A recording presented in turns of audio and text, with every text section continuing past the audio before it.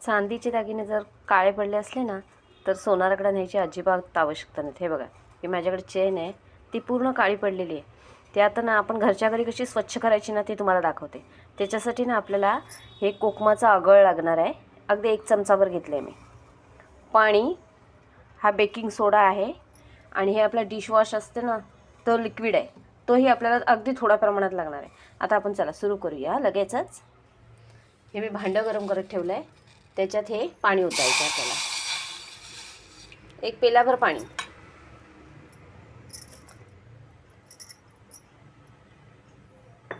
त्याच्यानंतर ही जी आपली चेन आहे ना ती घातलेली आहे बघा त्याच्यात. त्याच्यावर हे आगळ ओतलं. बघा, हे जरा उकळू द्यात. जरा गरम झालं ना की त्याच्यामध्ये ना आपल्याला लिक्विड टाकायचं आहे, अगदी थोड्या प्रमाणात. हो, थोडंसं लिक्विड घातलं आणि हा जो बेकिंग सोडा आहे ना तो घाला. तेव्हा लगेचच घाण बाहेर येते त्याची.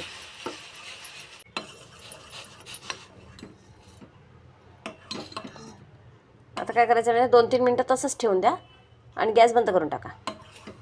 आणि ते थंड झालं की हे बघा लगेचच ते एकदम चकाचक होऊन येतं आहे बघा.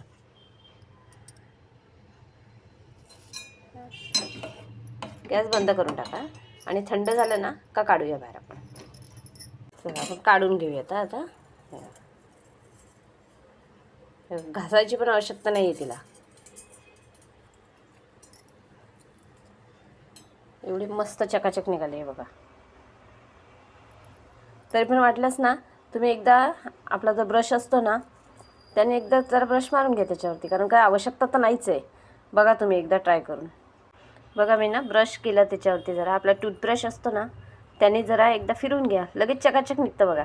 काय पॉलिश करायची आवश्यकता आहे का सांगा बरं. तुम्हाला जर ही माझी व्हिडिओ आवडली असली ना तर नक्की लाईक, शेअर आणि सबस्क्राईब करा.